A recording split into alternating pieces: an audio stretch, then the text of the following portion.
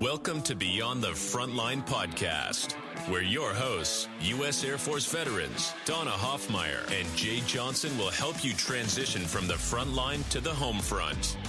Listen every other Wednesday as they will bring great conversations, resources, tips, and feel-good stories that will resonate and relate. Now, here's your hosts, Donna Hoffmeyer and Jay Johnson. Welcome back, everybody, to another episode of Beyond the Front Lines. We are privileged and proud to be able to join you in this space. My name is Jay Johnson, one of the co-hosts of the Beyond the Frontline podcast, and I'm joined in studio, as always, and I feel like the last time I was leading one of these, I couldn't say as always, because Donna wasn't with me. I wasn't there. The one and only Miss Donna Hoffmeyer. Donna, what's going on with you, my friend? I'm back. I know I was out. Where was I? I was out. I think I was out. You're on vacation, I think. Yeah. You were traveling with family. Yeah. You've had to do one of these several of these without me because of schedule conflicts. Me opening it up, it just stood out to me. Because you're too popular, that's right. Oh, stop. That's not true at all. You're becoming I pay a lot of people money to act like they want to spend time with me. I pay them for you, too. Don't worry. Do you? You're kind. I appreciate that. What's going on with you, Donna? What's happening in your world? Oh, we're at the end of the school year. That's right. It's always the same. It's my kids, right? Like, we're into the school year. I have one that my youngest, two big things happened to her. One, she turned 13. And two, she was not inducted into the National Honor Society for junior National Honor Society. So, yeah, actually, I have to thank you. Did you see her cake? I took a picture of it. I used the same person that you used for your daughter because I saw the burn away layer and then a message underneath. I saw Sora's and I'm like, that is so cool. And so her favorite book is Despero, Tales of Despero. She must have read it 900 times. And so the top of it is a thimble with the needle, which represents, the book. And then you burn off that layer, and Despero was standing there. And it was really... Despero? Despero, it's a little mouse. Oh, okay. Yeah. I was worried initially thinking it was the Tales of Ross Perot, and I thought... That guy was way before her time. All the audience. No. Yeah, Despero. So she's off and running, and then Brady's...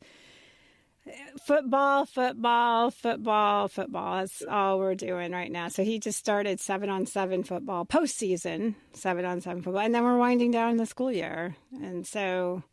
Well, your priorities are in the right place, my friend. That's what I would say, right? Just keeping up. Them. I think we get them backwards sometimes. So I love hearing that you're doing that. 8 to 3 is business. And then 3:30 or 4 o'clock on turns into, mommy kind of thing, sort of. They're older now, though, so it's different. Did you ever go through that where you hit that age where, you're so used to, okay, we got to do reading time, and we got to do bath time, and we got to do bedtime, and we got to do blah, blah, blah, all these times, and now they're just like, hey, and I'm like, where did they go? It's peace out, don't have time for you. Yeah, bathroom and then their bedroom, and I'm like... I think there's a Jim Croce song about that, right? The Cat's in the Cradle, where it talks about the different seasons, one's wanting time of the other, and then that one checks out in the other one's time, and we have to make time. That's I'm a firm believer. We got to make the time. Yeah. So I told her I was hiring her this summer. You'll hire Brady this summer, so you'll be fine. I've got him. He's ready. We're a few weeks out. I'll bring him back. Yep, you can go work him. And so, that's really what life is that, and then just working on the business. And good. Yeah. What about you? What are you doing? What are you doing? Same. Yeah, I mean, Sherry and I are still just living life. Concert junkies. That's what you are. Yeah, we caught a Heart concert last week. We were 7th row from the stage. As my third time seeing Ann and Nancy Wilson, and those ladies have not missed a beat. Let me tell you, you recorded that, right? And I did pieces out on a Facebook Live so people could enjoy the moment with me. So our buddy Sterling was up. He was there too. He was up in the suite somewhere, and we were talking about it. I said, Jay was there, and he goes, "Yeah, I saw that." I said. It was interesting because he recorded Cheap Trick and Heart. And I said, I grew up with them both, liked them both. I said, but let me tell you, when you have that freaking amazing talent, you can hear it at a concert. I said, so Cheap Trick was fine. They did a good job, but like the voice kind of dissipates. Like I don't know how to explain it, right? But man, I said, when Heart came out, he's like, oh, he goes, I was there. I mean, she just owned it. I was like, Cheap Trick, if you're listening, any one of these guys, I think Robin's the lead singer's name, still guys, right? But doesn't maintain the same vocal strength, in my opinion, that they used to have. But Ann Wilson hasn't lost a bit. Oh, right? Hell no. I mean, no dig on them. I mean, life happens. But when you have a voice that powerful, that just when I was watching the video, and I even showed Brian, I'm like, listen to that. That's legacy. This is the last corny thing I'll say, right? Because we really want to value our guest time and bring him in. But Sherry made a sign for me that I was carrying into the concert. Never done that in my life before. I was literally going to hold a sign up to Ann and Nancy Wilson because I appeared in one of their music videos. That's right. I remember that. Back in 2012, they put or 11-ish, they put a call out to veterans and said, we've got a new song. It's called Dear Old America. We would like to use veterans' pictures to include in the video. Please submit by this date, and maybe yours will be included. Right. So I sent two in. I sent one of my father from the 1950s as a black and white photo. He's in his full jump gear as a 101st Airborne Screaming Eagle. It's just a bad photo to me, right? Bad as in good, I mean. And I thought, this is the one they'll use. And I submitted one of me in the Middle East holding, a flag of OU, my alma mater. And so they didn't not include badass. His. That's okay.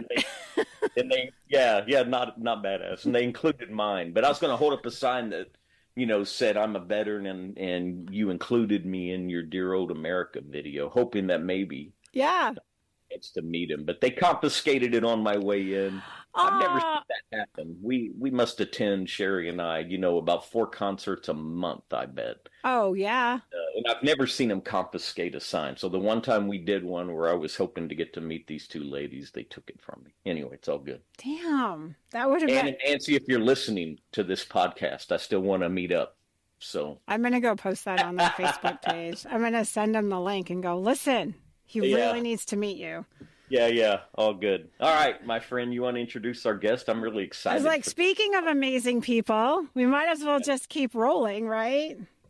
This is actually Jay's buddy, so and we really are excited to have him here because it was hard nailing him down because the man is busy. He's a busy man. Yes, and then we're busy, and so we're all just kind of running over each other, and we finally nailed it, and so we're super thankful. So we need to welcome Jim Ravella. Jim is part of the Gary Sinise Foundation, and so he's currently...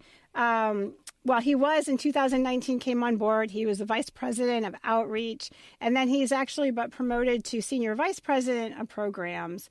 And so he has to implement strategic plans, partnerships with the foundation, all the programmatic pillars. And it's going to be funny because I'm looking at this and my contacts are going all over the place. So he oversees day-to-day execution of the foundation's programs and chapter development, education outreach, events, and RISE departments. I guess we'll talk about that. I'm curious what that is. And this is what I found funny. He has a degree, I'm going to say it wrong, even though we went over it. Say it, Jim. Metallurgy. Metallurgical engineering. So he knows about metals. From Texas A&M. No rival there, Jay. Master's degree in aerospace management, Embry-Riddle. And he spent 20 years in the United States Air Force as an F-15 pilot. And if you guys hear one of our earlier podcasts with Dave Peterson, the two of them actually work together. So in our big world, we're all very small. So that was pretty cool.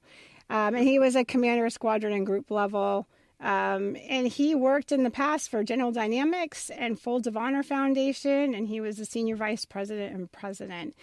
And interestingly, married to another friend of Jay's who also was on our podcast, the one and only Ginger, and we loved her. It was like a super awesome podcast. And what was really cool is when she showed us the view from, was it her that showed us the view, or was that somebody showed us a view from their house? Maybe I'm mixing them up.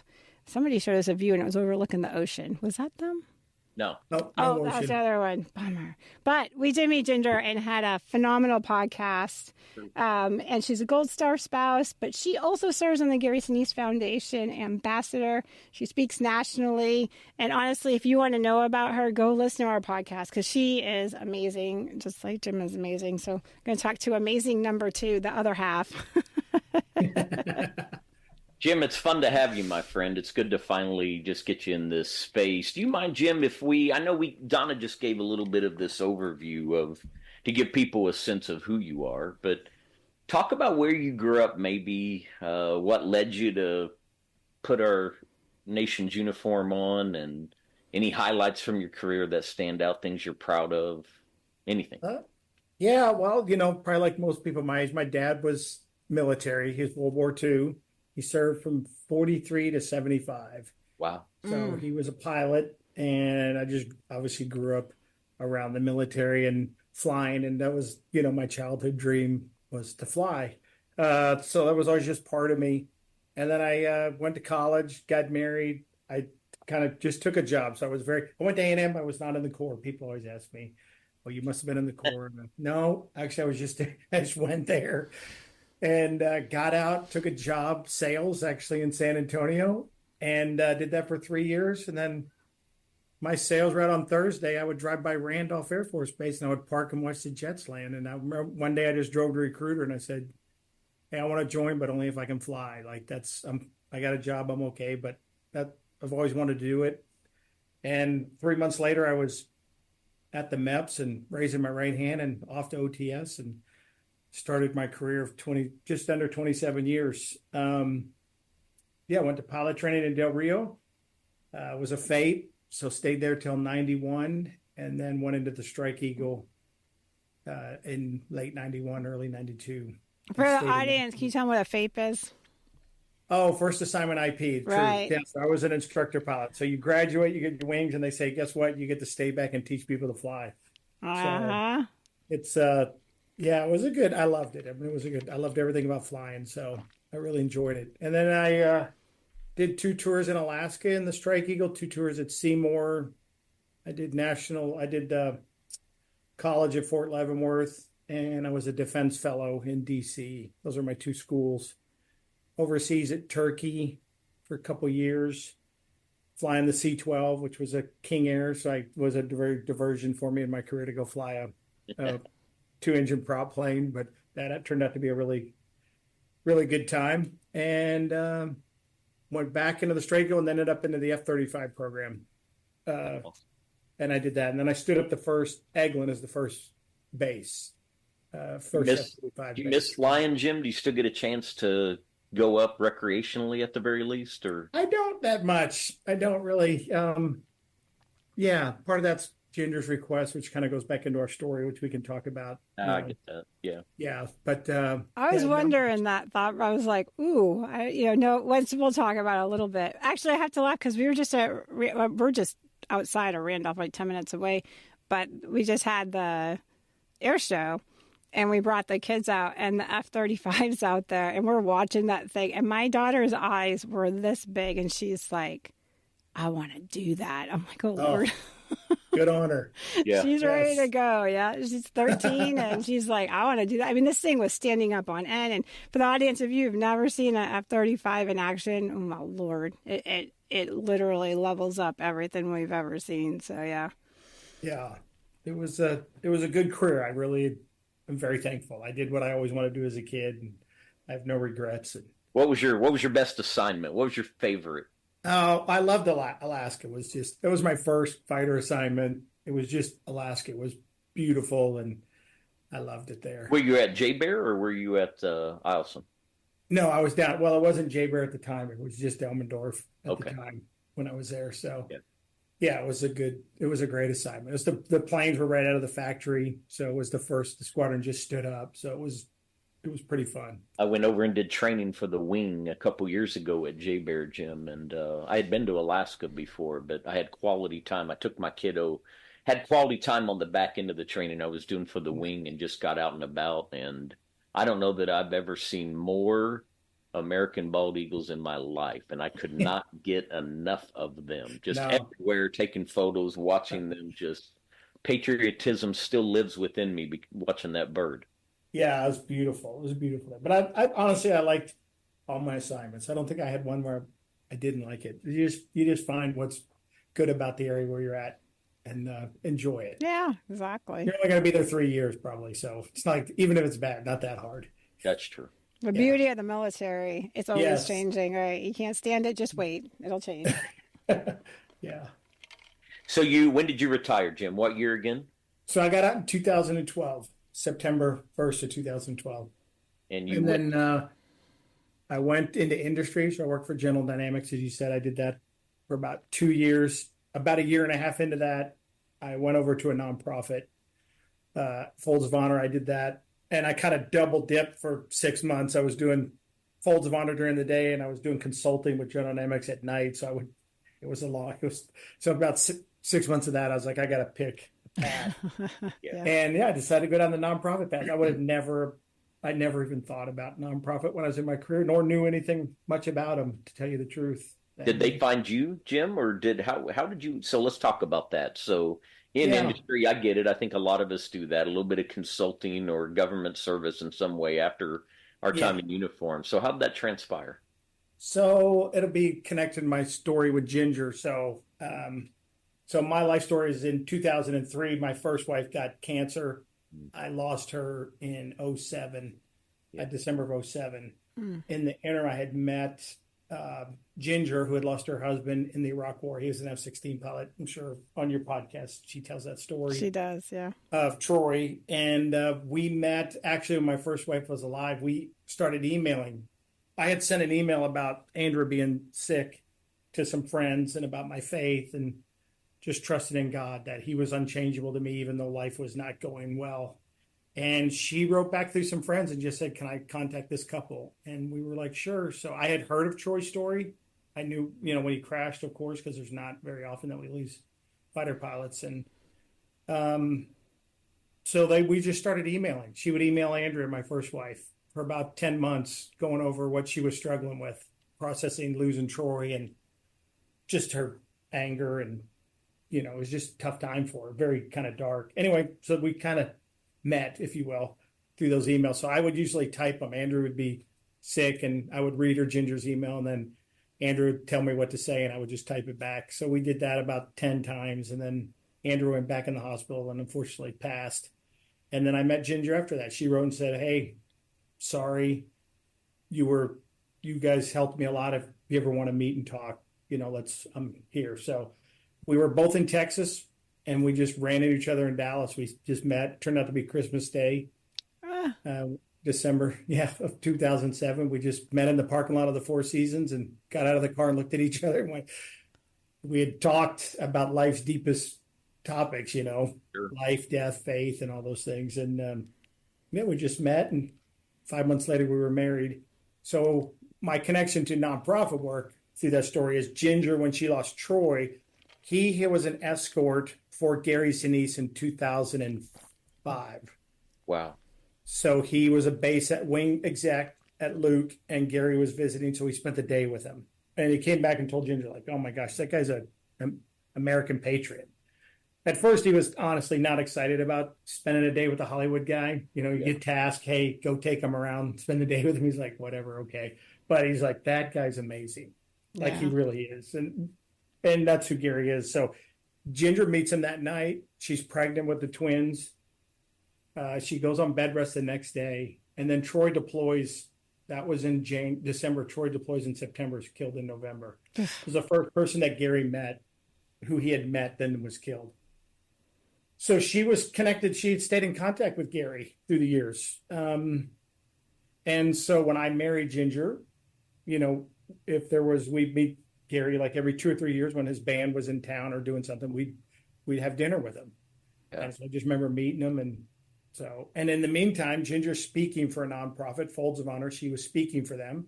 And so I kind of got introduced to the nonprofit stuff. I was volunteering and helping. And that's when Folds of Honor said, hey, would you come work for us? And I was amazing. Okay, I'm going to go do nonprofit stuff. It seems like it's, fulfilling. And so I left the defense industry and went into nonprofit. Stayed at Folds of Honor for about just over 5 years, and then went to Gary Sinise Foundation 6 years ago, or 5 years ago right now. So yeah, there are some things you just shared in there, Jim, about yours and Ginger's story, and that I just had never heard. I hear divine appointment in so many aspects of that, right? Thank you for sharing.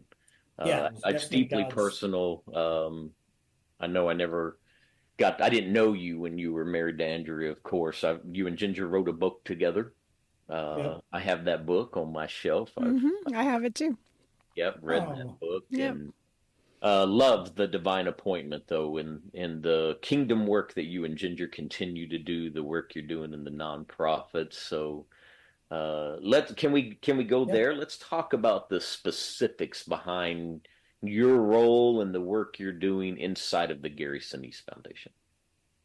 Yeah, I feel like I just have the greatest job in the world. I oversee all our programmatic missions. So the part of a nonprofit that's out doing the mission, that's my side. So in the nonprofit world, you generally have the programmatic side, you have the fundraising side, and the administrative or marketing pieces. Those are the three main parts of a foundation.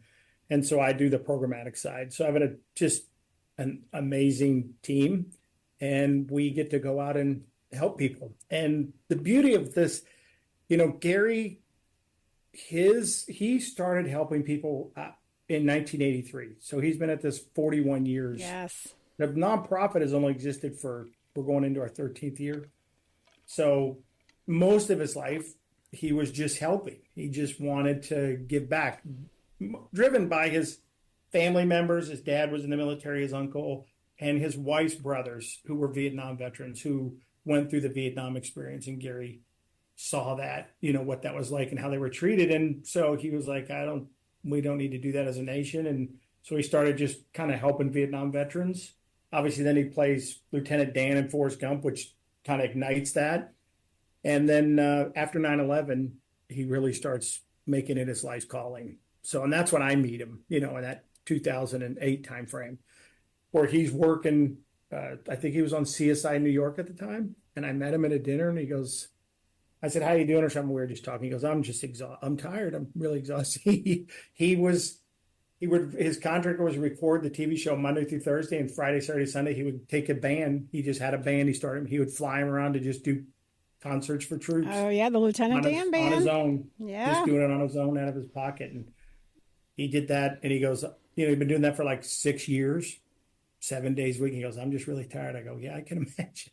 But so I get to oversee that, his life's work. Then we continue that through the foundation. So it's really an honor. I mean, to work for someone that's feels their calling in life is to give back, and then to be a part of that I feel totally blessed.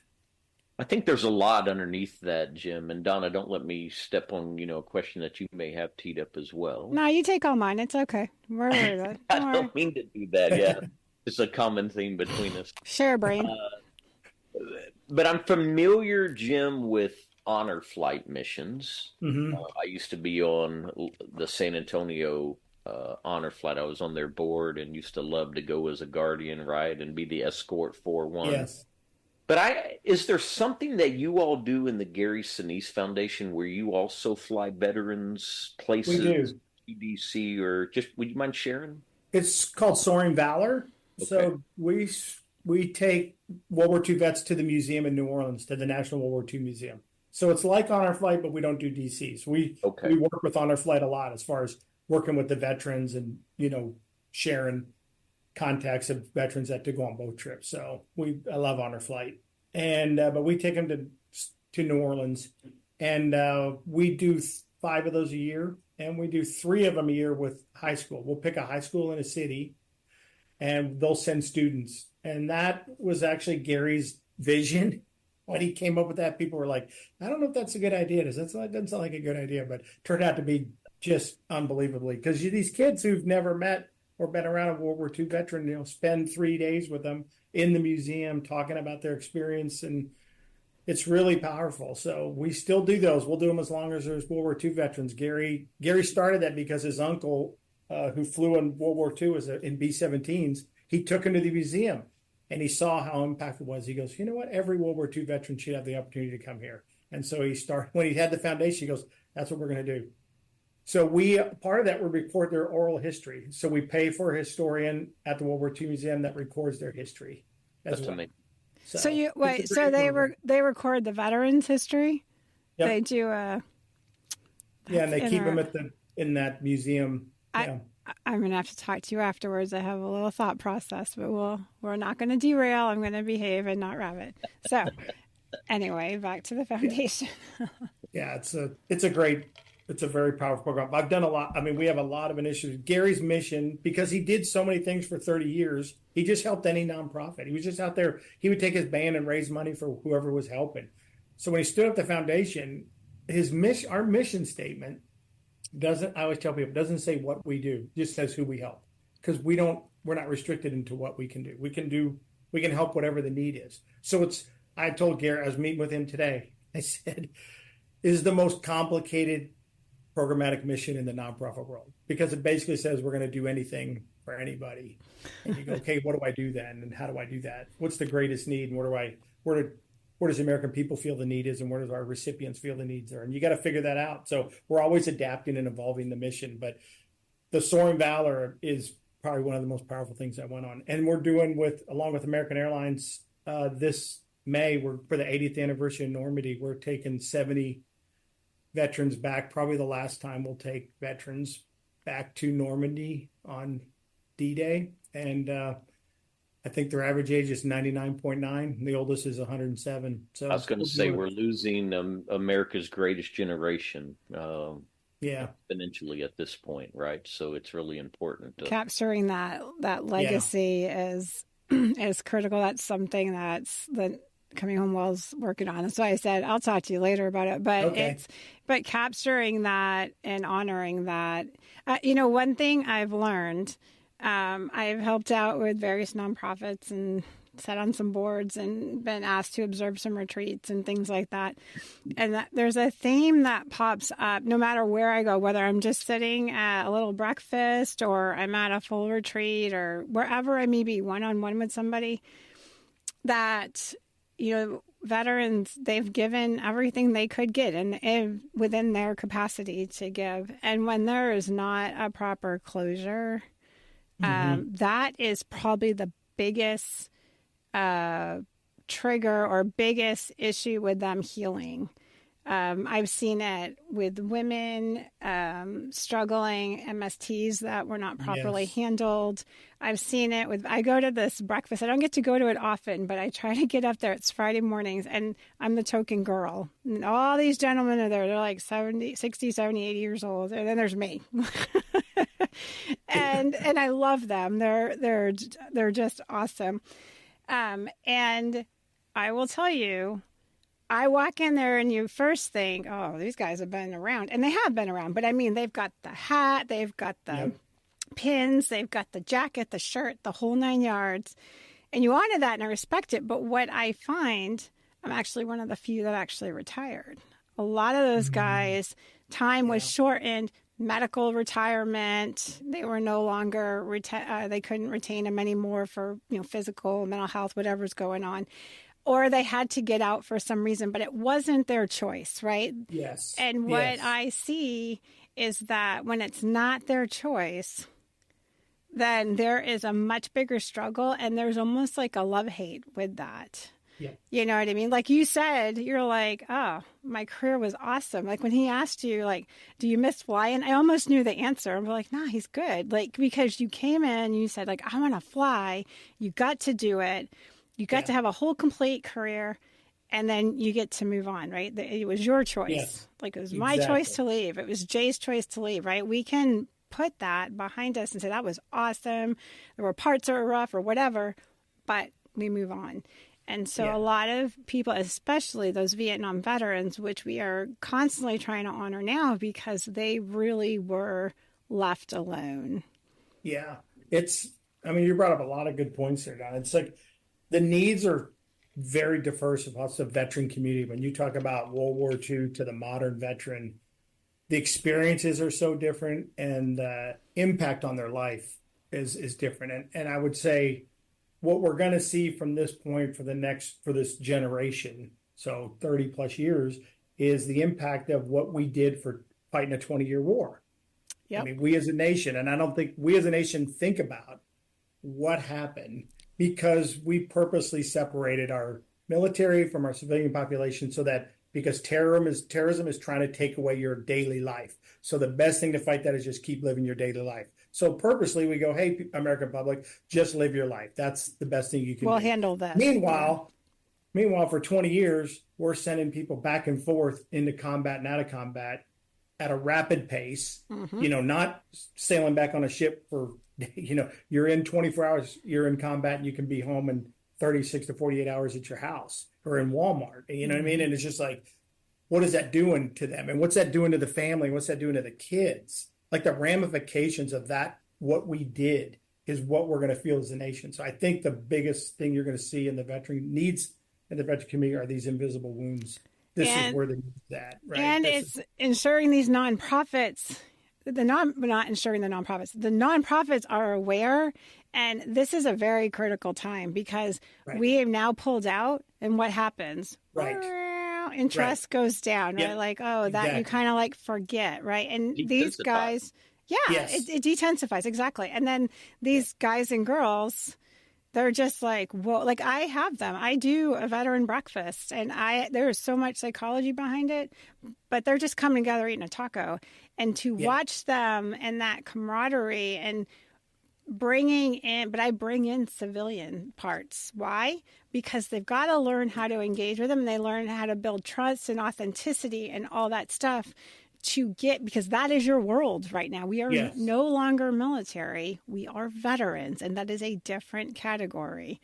And it's trying to help them make that transition. And, when people are like, oh, transition, I'm like, transition, they could be out 10 years and still haven't transitioned. I've watched it 1,000 times, So, little moment of levity, Donna and Jim, when Donna said, I have these veterans breakfast and it's magical when you get them together and they eat a taco. There's parts of the country that you just lost because they're like, what are you talking about? Oh, I totally got it. Texas tacos. That's right. Oh, the best. Pancakes.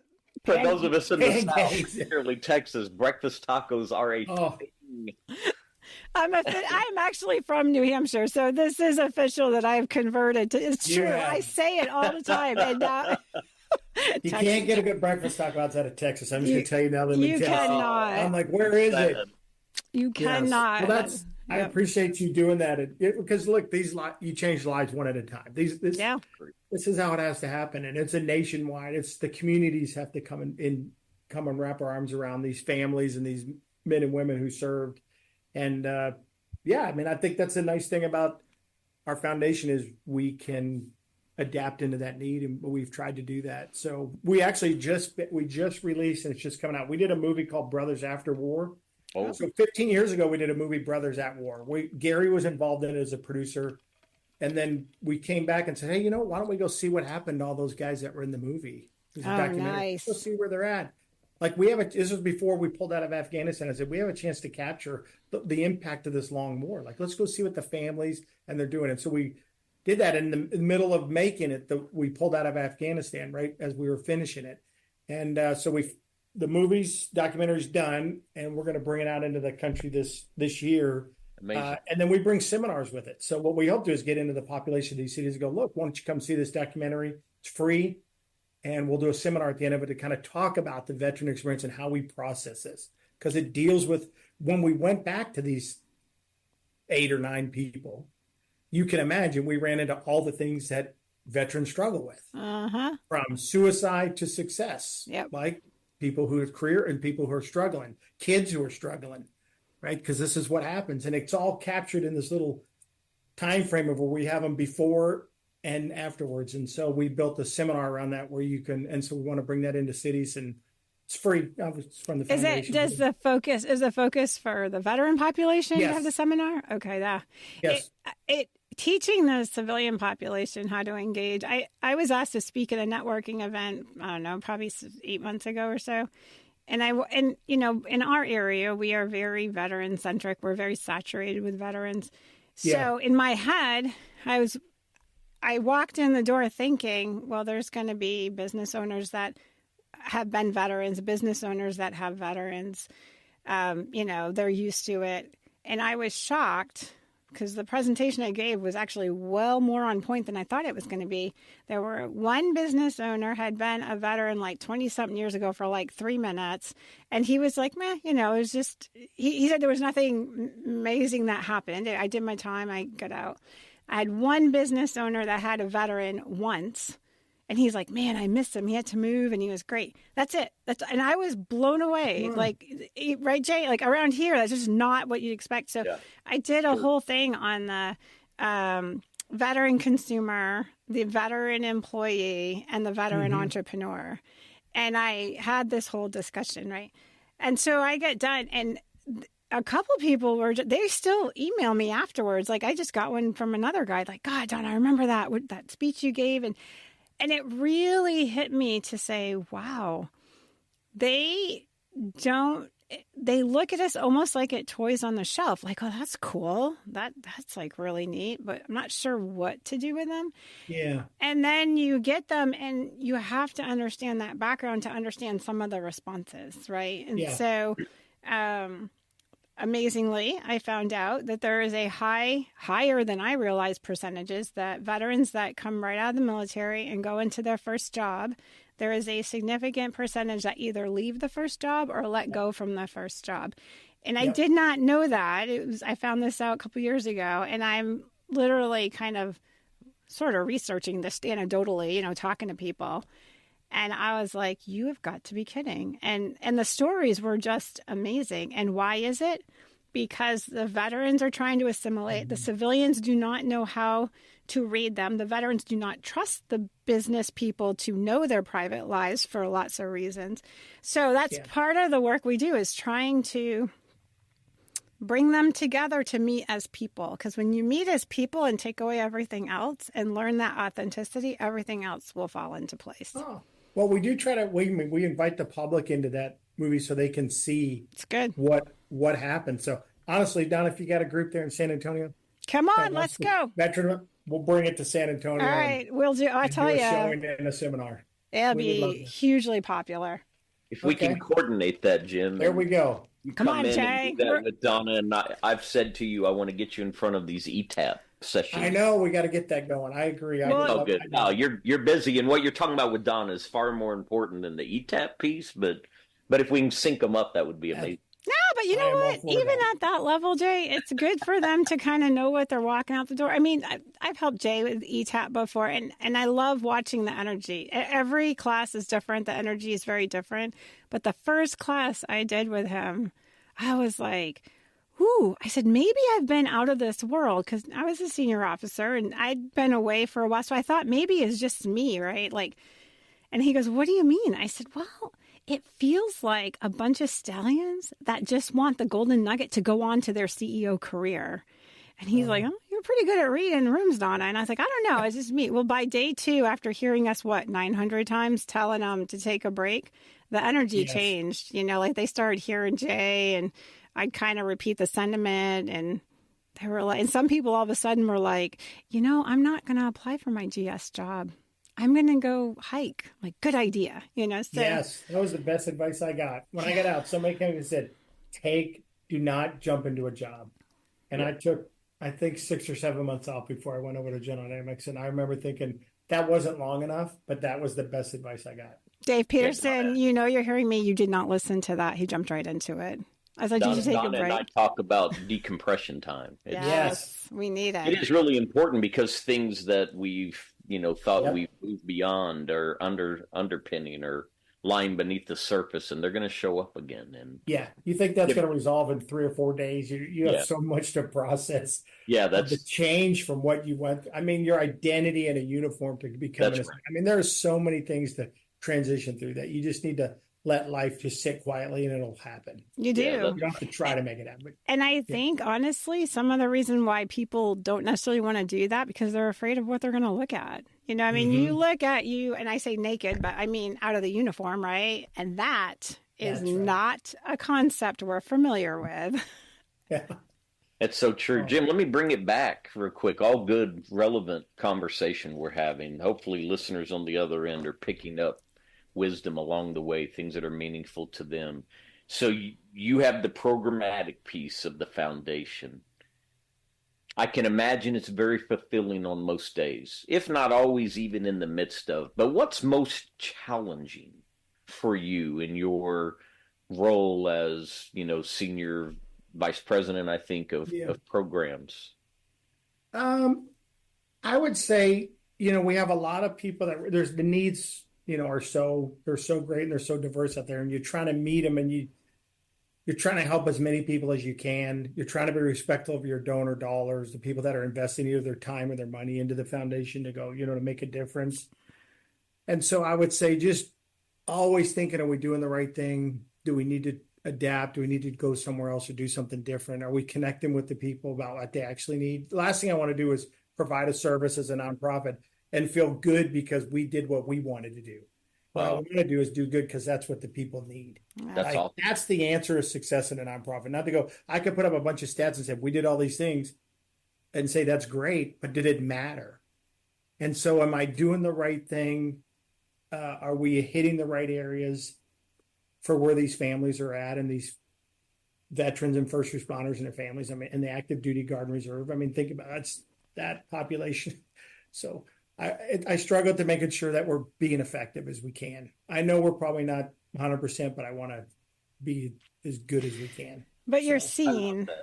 You're very seen. Like when you say Gary Sinise, I can think of all these things. I know other nonprofits. I'm like, what do they do? They're big, they're huge, and I can't figure out. Gary, his reputation of all those years. I mean, that is honestly, it's we stand on the shoulders of him, and honestly, his family who sacrificed for him to be able to do that. He didn't go out. It's like we're in the military. His family was no different than the military family. They put up with their dad being gone all the time to help other, do something for other people, and they sacrificed. And so there's a big commitment by the family that we kind of try to respect every day. So if I wear the shirt or the name, I go, okay, this means something. He didn't name it Help for Heroes. Like he didn't name it. He named it after himself to say, I'm behind this. This is my life's work. And so I think always making sure we honor that is what I think about the most at work. But it is very rewarding because you can change a lot of lives, but you're also helping a lot of people that are struggling. And sometimes that is hard. So I make sure my team is local and connected and give them a lot of freedom to go, look, if you need to go take a walk, because sometimes you just take a tough call and you're like, oh my gosh, you don't not take that in. You can't hear some of these stories and go, yeah, I'm not taking that home with me. It affects you. So we're so I can think about that with the team and just making sure they're healthy because again, I'm not going to help a veteran at the expense of an employee, like someone who works for us. Like that's not success either. Two things that Richard Branson said: take care of your people, and they'll take care of the customers. Yes, you know what I mean? Exactly. Very clear. But what's your biggest win? Like when you think of all the things you've done, what's one that's like, oh my God, that was like the best ever? That many, huh? No, saying goodbye to my first wife and having no regrets. Not regret I didn't say anything and she didn't know, or I just feel like I had a lot of bosses that gave me the freedom to be there for her, and I've always appreciated that. And I always take that mindset as if anybody works for me, like to have that same, you're just aware that, you're a human and life's hard. Yeah. And, I didn't miss an appointment with her, and I'm very thankful for that. And then getting out of the car and looking at Ginger that when I met her, and just knowing God still had a plan for me. I wasn't just left, there was something. I didn't know what it was, but I knew it was with her. So. Not done yet, Jim. Not done yet. So, thank you for sharing that too. That's deeply personal, deeply meaningful though. And man, if that doesn't help all of us get our compass bearing. Mm-hmm. Right. I love to say, Jim, we're human beings, not human doings. And again, we confuse that sometimes. We got to see people. My kind of personal motto, Jim, it syncs up with you just talking about the way you treat those that work in the foundation with you, that you're responsible for. Mm-hmm. Any interaction I have when I'm out there, I'm trying my best to do this. I want that person to walk away maybe for the first time feeling that they were seen, they were heard, they were valued, and they were loved. That's my, man, if I can give them my attention and do that, Yes. I feel like I was fully present in helping another life. Yeah, right? that's a rarity in today's world. So awesome that you do that. Agreed. It's not always easy when you have a lot of crap going on in your life, and you're like, okay, being present. That's a learned skill. Yeah. How can we help, Jim? How can we help you? How can we help the Gary Sinise Foundation and the mission? And I love, by the way, the fact that the mission is, not as closed. Yeah, diverse. It's great. I would say if you're a veteran, a first responder, family member, you need anything, go to our website, GarySiniseFoundation.org. Go to contact us. There's just a form you can fill out. I need help. You can just tell us. We have 34 different initiatives we do. We support other organizations of many more things. So we have a lot of resources and a lot of ways to help. And so if you need anything, please reach out. That's what we're here for. And if you want to learn what the mission and support it, you can go to the same website and just see the things that we do. And if it resonates with you, we'd love to have your support. But mainly we're here to help. And I am going to come to San Antonio. Come on, let's do it. We're going to have fun. Veterans in San Antonio. At a minimum, I'm going to sit in the back of the room and watch. Yes. Come on. Do you know how many people? That would be so much fun. Oh my goodness. And honestly, I'm going to go rope in, business owners. I think it's important. Jay, you have a huge network of that. I think this is a gap that's there that we're missing. We need to make them understand. I don't want to say make them, but we want to give them awareness of actions and reasons for it. When you understand whys, and you don't have to be deeply in people's personal life, but when you understand somebody's character and their why, then all the other stuff kind of just makes sense. Yeah. You know what I mean? Yeah. So when they're having an off day, you can say, okay, I see you're having an off day. When you know they're a hard worker, I mean, you said it, like it's easier to be like, hey, take a day, they're going to come back twice as good for you, And if businesses can understand that, two things are going to happen. They're going to have an amazing employees, and they're going to have loyal customers. Because y'all know as well as I do that when a veteran believes in a brand, you can't shake them from it. We have on the corner of Bitters down here, Starbucks, and right across the street is Black Rifle. And I giggled every time because we would have this networking event, and afterwards the veterans would, if we had to do like meetings and stuff, people would say, oh, you want to go to Starbucks? And the veteran would be like, can we go to Black Rifle? Hands down, right? They built a solid, loyal brand. Yeah. Not going to shake them. Sasquatch drinking a cup of coffee is cooler than a mermaid. Starbucks, if you're listening, nothing but love, nothing but love. And then, Black Rifle knows how to like double caffeinate their single cup of whatever. Like, you got to be careful. Got about 4 bags of Black Rifle in my freezer. I have one in mine too. You're right. That is true. Jim, we want to value your time, my friend. So we're getting close to kind of wrapping. Is there something we didn't touch on that didn't just naturally come out that maybe you want to just share from your heart, or just anything even you want to restate or recap? No, I just appreciate y'all having this podcast and helping spread the word to the veteran community, which is important. And I hope for all your listeners, this is beneficial. I hope that those that are in need, can reach out, and if not to us, to someone, just talk. I will tell you that's important that you talk about your experiences and what you went through. That's the best way to process it, at least the starting point to start processing what it means to be a veteran and what it means to have, identity that you lose that, and what do you do in life and what's your purpose? I'm thankful that I found this career, this nonprofit career. Wasn't what I expected, but I still do. Ginger and I still do. She does widow retreats, and I do widower retreats. I volunteer twice a year to go back into that community, and go through the pain of what it is to lose someone. But you do that because you're going to pick someone up, and that's kind of what we did in the military. That was our mantra, why we served, I think. And so find that in your life where you have a purpose. Life is bigger than us, and meaning is outside of ourselves. And so that's what I would hope for your listeners. And if they need anything, contact us at the foundation. Yeah. Yeah. Thank you for that, Donna. I'm winding it down. What do you got?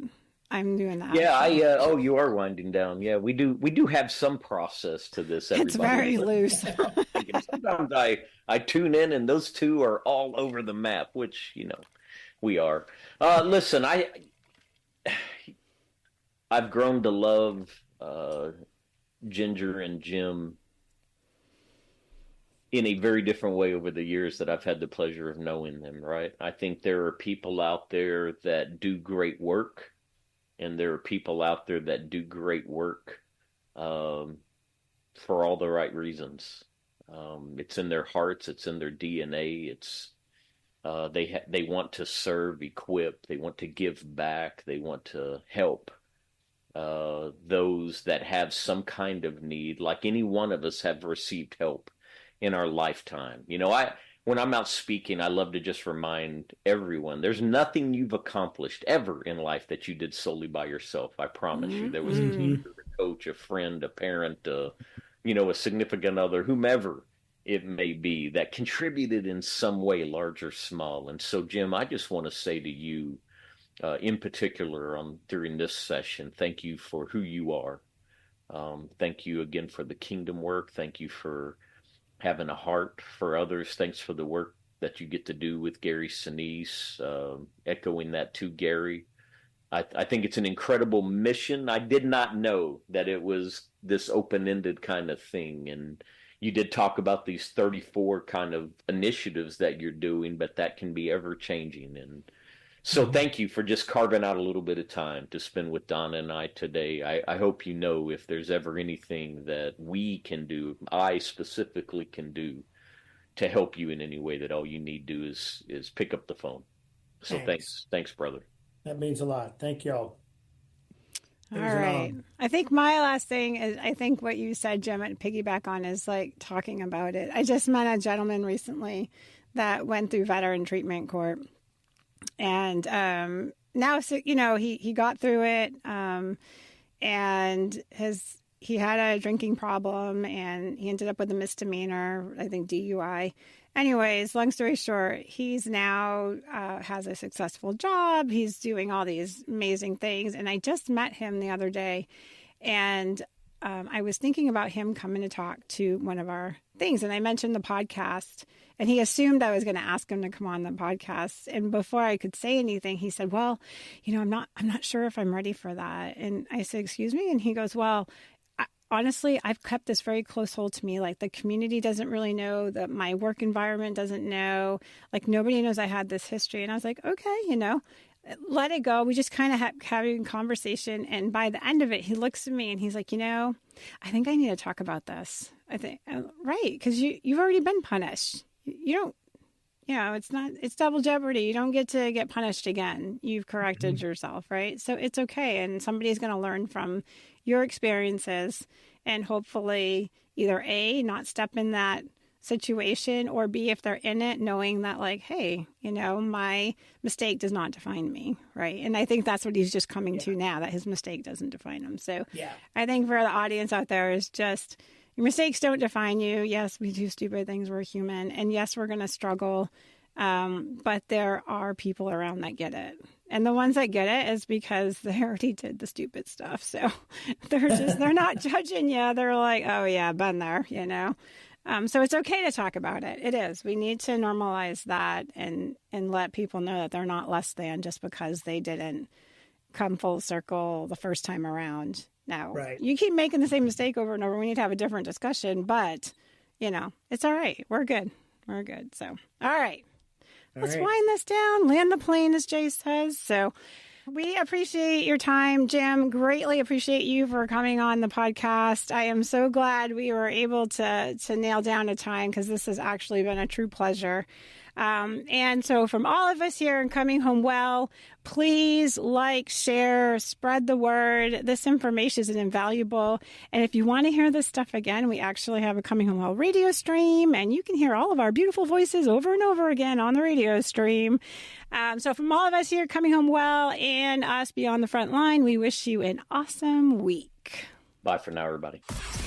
Thanks for listening to Beyond the Front Line, a podcast of coming home well. Join us every other Wednesday. And if you enjoyed this episode, please share it with others, post about it on social media, or leave a rating and review.